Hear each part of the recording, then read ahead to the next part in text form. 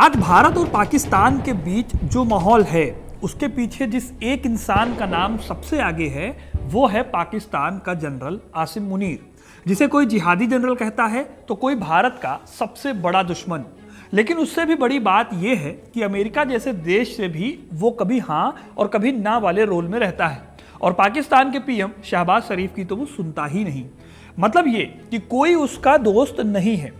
एकदम वही हालात हैं जो पाकिस्तान के एक और जनरल जियाउल हक के समय थे। तो क्या आसिम मुनीर भी जियाउल हक के रास्ते पर चल रहा है और क्या उसका भी वही अंजाम होगा? अब मैं ये सब इसलिए कह रहा हूं क्योंकि इसके जानने के लिए आपको ये वाली कहानी सुननी पड़ेगी।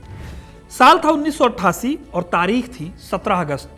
भरी दोपहरी में पाकिस्तान के बहावलपुर के ऊपर एक जहाज उड़ रहा था। यह अमेरिका का खास जहाज हरक्यूलिस C-130 था। यह जहाज उड़ा था नए अमेरिकी टैंक MI एब्राम्स की टेस्टिंग को देखने के लिए। इस प्लेन में आमों की एक टोकरी भी रखी हुई थी जो बहावलपुर में किसी काम के लिए ले जाई जा रही थी। लेकिन लैंडिंग से पहले अचानक प्लेन में कुछ गड़बड़ी हुई। एयरबेस से करीब 18 किलोमीटर दूर कुछ गांव वालों ने आसमान में देखा कि यह जहाज बिल्कुल रोलर कोस्टर की तरह हवा में कभी ऊपर तो कभी नीचे जा रहा था। तीसरे लूप के बाद वो सीधे नाक के बल रेगिस्तान में गिरा और चारों तरफ आग का एक गोला फैल गया। इस प्लेन में बैठा कोई भी शख्स नहीं बचा, लेकिन इस प्लेन के मलबे में एक ऐसे शख्स का नाम बाहर आया जिसने पाकिस्तान की राजनीति को बदल कर रख दिया। यह नाम कोई और नहीं बल्कि खुद पाकिस्तान के तानाशाह जनरल मोहम्मद जियाउल हक का था। वैसे तो प्लेन क्रैश उस दौर में होते रहते थे, लेकिन यह कोई आम एक्सीडेंट नहीं था। यह वो घटना थी जिसने पाकिस्तान की पॉलिटिक्स को अंदर तक हिला दिया था। सिर्फ पाकिस्तान नहीं बल्कि भारत, अमेरिका, इजराइल और रशिया सभी बड़े देश इस क्रैश पर अपनी नजरें गड़ाए हुए थे। पहले तो यह कहा गया कि तकनीकी खराबी की वजह से प्लेन क्रैश हुआ, लेकिन इस क्रैश में जियाउल हक के साथ साथ अमेरिका के राजदूत, पाकिस्तान के बड़े जनरल्स और ISI के टॉप अधिकारी भी मारे गए। यहीं से निकली कहानी कि यह एक्सीडेंट महज इत्तेफाक नहीं था। जियाउल हक का राज खत्म करना कई देशों के एजेंडे में था। वो अफगान जिहाद का चेहरा था, भारत का दुश्मन नंबर 1 था और अमेरिका का कभी दोस्त तो कभी सिरदर्द था। तो क्या ये मौत थी या फिर सोची समझी साजिश? क्या इस क्रैश में CIA का हाथ था या रॉ ने इस क्रैश की प्लानिंग सोची?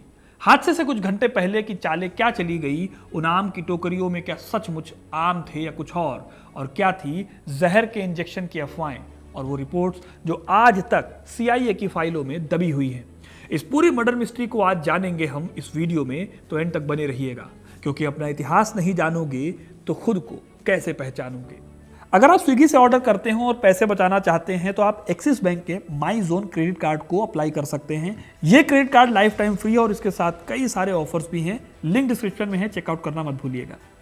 पाकिस्तान के इतिहास में जनरल जियाउल हक एक ऐसा नाम थे जिसे पाकिस्तान में भगवान की तरह भी पूजा जाता था और एक चालाक तानाशाह की तरह भी। कभी जुल्फिकार अली भुट्टो के बेहद खास कमांडर रहे जियाउल हक ने उन्हीं का तख्ता पलट किया था और पाकिस्तान की हुकूमत पर कब्जा कर लिया था। सारे मुल्क में मार्शल लॉ नाफिज कर दिया गया है। कौमी और सूबाई असम्बलियां तोड़ दी गई हैं। जिसे जुल्फिकार अली भुट्टो बंदर कहते थे, वो रातों रात पाकिस्तान का सबसे ताकतवर इंसान बन गया। लेकिन इसी ताकतवर इंसान की जब प्लेन क्रैश में मौत हुई तो वो गुत्थी कभी सुलझ ही नहीं पाई। जिया ने 11 साल के अंदर इतने दुश्मन बना लिए थे कि हर कोई उनका कातिल नजर आने लगता है। जिया ने सोवियत संघ को नाराज कर दिया था क्योंकि अफगानिस्तान में जब साल 1979 में सोवियत ने इन्वेड किया तो जियाउल हक अमेरिका के साथ खुलकर आ गए। जिया सिर्फ पाकिस्तान के शासक नहीं रह गए थे बल्कि अमेरिका के लिए एक मोहरा बन गए थे, एक ऐसा मोहरा जो अफगान जिहाद का नेता था। अमेरिका के सपोर्ट से जिया को अच्छी खासी फंडिंग मिली। CIA ने उसे अरबों डॉलर दिए, हथियार दिए और अफगान मुजाहिदीन को ट्रेन करने के लिए पाकिस्तान को बेस बना दिया। इसी बेस से निकले थे उसामा जैसे खतरनाक आतंकी। इसी बीच पाकिस्तान के पॉपुलर लीडर जुल्फिकार अली भुट्टो को जिया ने फांसी दिलवा दी तख्ता पलट करने के बाद। आपको जानकर हैरानी होगी, लेकिन भुट्टो ने ही जियाउल हक को आर्मी चीफ बनाया था।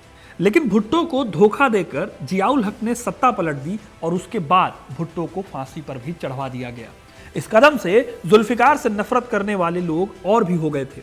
इसी बीच भारत में ऑपरेशन ब्लू स्टार हुआ था जिसमें जनरल सिंह भिंडरावाले का एनकाउंटर हुआ था। रॉ की थ्योरी थी कि भिंडरवाले की मदद में जियाउल हक का हाथ था। इन्होंने खालिस्तानियों की मदद की थी। वहीं इजराइल की खुफिया एजेंसी मोसाद इस बात से नाराज थी क्योंकि जियाउल हक खुलकर इजराइल के दुश्मन फिलिस्तीन का सपोर्ट करते थे। लेकिन जिया को इन सब से कोई फर्क नहीं पड़ता था, क्योंकि जिया ये मानने लगे थे कि उनको कोई छू भी नहीं सकता। उनके ऊपर CIA का हाथ था, अमेरिका से अरबों डॉलर की फंडिंग आ रही थी, इसलिए वो बेफिक्र थे। लेकिन फिर उस प्लेन क्रैश से सब कुछ बदल गया। इस क्रैश में इतने लूप होल और इतनी कॉन्स्पिरेसी थ्योरीज आई कि हर कोई आज भी कंफ्यूज्ड है कि आखिर उस दिन ऐसा हुआ क्या होगा जिससे ये प्लेन क्रैश हुआ। लेकिन इन थ्योरीज पर जाने से पहले आइए जानते हैं आखिर उस दिन एक्चुअली हुआ क्या था। बहावलपुर में वो 2 दिनों तक क्या कर रहे थे। दोस्तों 17 अगस्त से एक दिन पहले ही 16 अगस्त के दिन राष्ट्रपति जियाउल हक बहावलपुर पहुंच गए थे, क्योंकि उन्हें एक नन की हत्या के मामले में यहां आना था। लेकिन उनका असली मकसद बहावलपुर से कुछ दूरी पर मौजूद टामेवाली नाम की एक जगह पर अमेरिका के MI अब्राहम टैंक का प्रदर्शन देखना था। द डॉन अखबार की तब की रिपोर्ट के हिसाब से जिया टैंकों के प्रदर्शन से कुछ खास खुश नहीं थे। कुछ देर रुकने के बाद उन्होंने लौटने की ठानी। इसके बाद जनरल जिया और उनका कारवां हेलीकॉप्टर से बहावलपुर लौट आया। यहां सबने आर्मी मेस में दोपहर का खाना खाया। खाना खाने के बाद जिया लॉकहीड C-130 हरक्यूलिस में बैठ गए। यह अमेरिका का जहाज था और इसे पाक 1 भी कहा जाता था। जिया की आदत थी कि वो अपने साथ किसी अफसर को ले जाया करते थे। उस समय के पाकिस्तानी आर्मी जनरल असलम बेग ने बताते हुए कहा था कि पाकिस्तानी प्रोटोकॉल था कि we did not want to put all our eggs in one basket, यानी सारे सीनियर अफसर एक जहाज या एक हेलीकॉप्टर में साथ साथ नहीं चलेंगे। लेकिन जनरल जिया इस उसूल को या प्रोटोकॉल को खुद वायलेट करते थे। उनकी आदत थी कि जिसे वो पसंद करते थे उससे कहते थे आओ बैठ जाओ।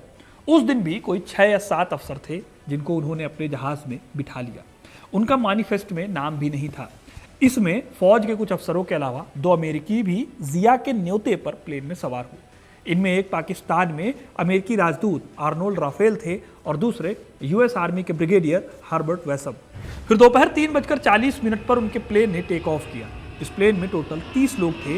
इसमें से 17 पैसेंजर थे और 13 लोग केबिन क्रू के मेंबर थे। 10 मिनट तक तो प्लेन ठीक से उड़ा, लेकिन उसके बाद करीब 3:51 पर प्लेन का कांटेक्ट ATC से टूट गया। इस प्लेन को उड़ा रहे थे विंग कमांडर मासूद हसन। इस जिम्मेदारी के लिए खुद जनरल जियाउल हक ने उन्हें चुना था। प्लेन उड़ते ही ATC ने अपना रूटीन सवाल पूछा, प्लेन की पोजीशन क्या है। विंग कमांडर मासूद ने इसका जवाब देते हुए कहा, पाक 1 स्टैंड बाय। इसके बाद मासूद चुप हो गए। कंट्रोल टावर उनसे कांटेक्ट करने की कोशिश करता रह गया, लेकिन कुछ भी काम नहीं आया।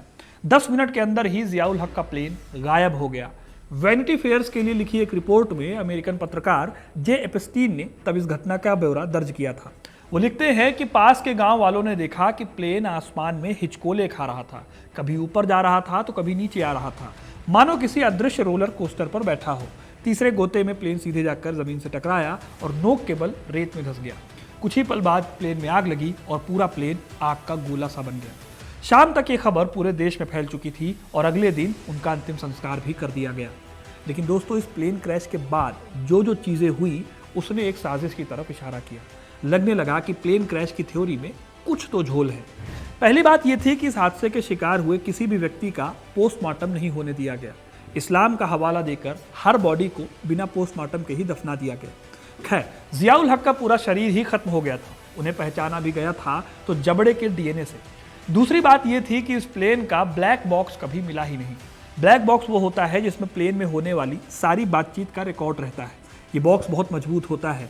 रेयरली ऐसा होता है कि ये खराब हो जाए, लेकिन इस क्रैश में ये बॉक्स आज तक नहीं मिला, या शायद मिलने नहीं दिया गया, कई बातों को छिपाने के लिए।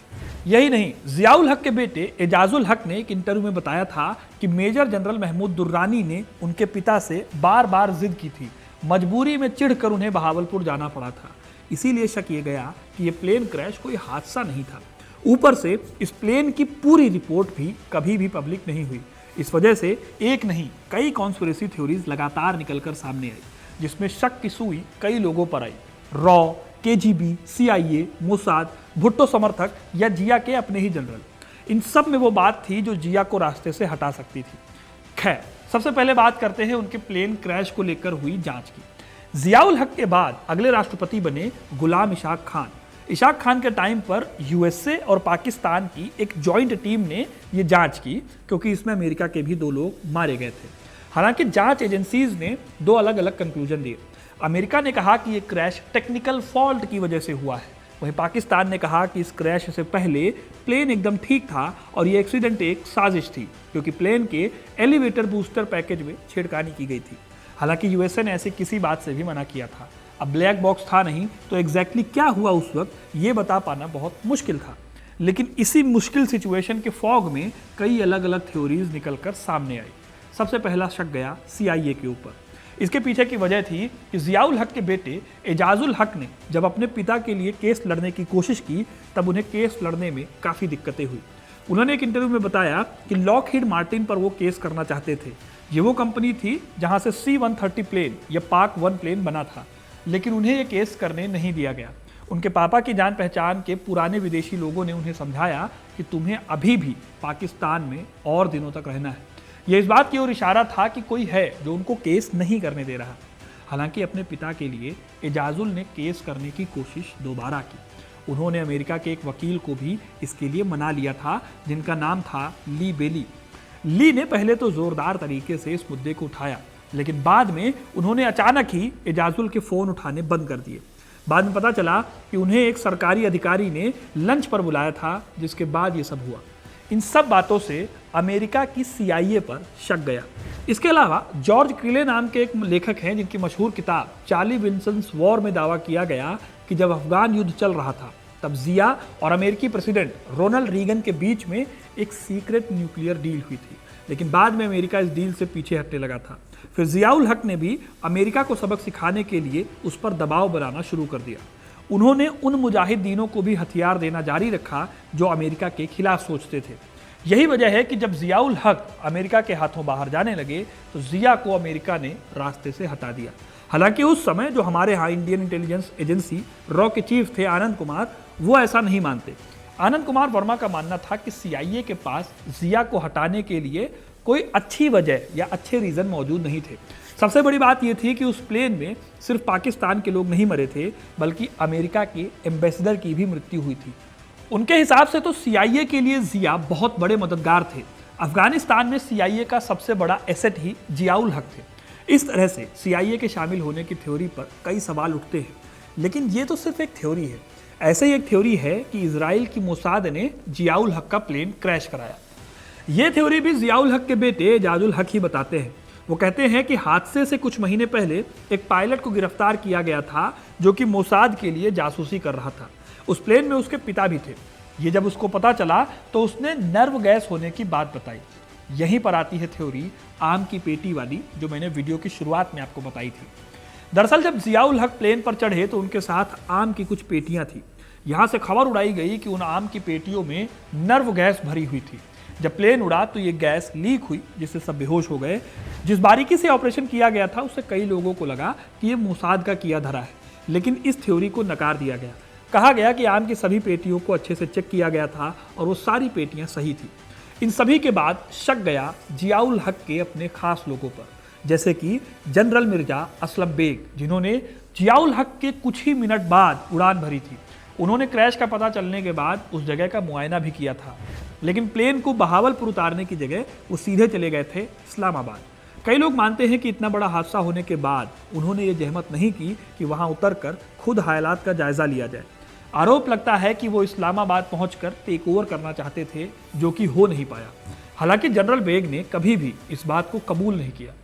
अब दोस्तों आखिरी थ्योरी आती है रॉ और KGB के शामिल होने की, लेकिन उस समय रॉ इतनी एडवांस नहीं हुई थी जितनी कि अब है।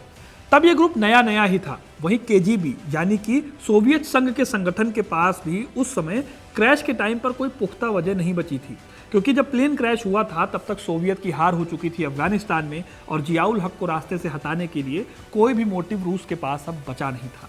इस तरह दोस्तों थ्योरीज कई हैं, लेकिन जनरल जियाउल हक की मृत्यु आज तक एक रहस्य बनी हुई है। पाकिस्तान पर सबसे ज़्यादा समय तक प्रेसिडेंट रहने वाला शख्स कैसे मरा, ये आज भी एक रहस्य है। अब आपको क्या लगता है, क्या ये मिस्ट्री कभी सुलझ पाएगी या फिर ये इतिहास के पन्नों में एक अनसुलझी पहेली बनकर रह जाएगा? अपनी राय कमेंट में ज़रूर बताइएगा। वीडियो को लाइक और शेयर करना ना भूलें और ऐसे इंटरेस्टिंग कहानियों के लिए, इतिहास से जुड़े रहने के लिए हिस्ट्री कनेक्ट को सब्सक्राइब ज़रूर करें। धन्यवाद।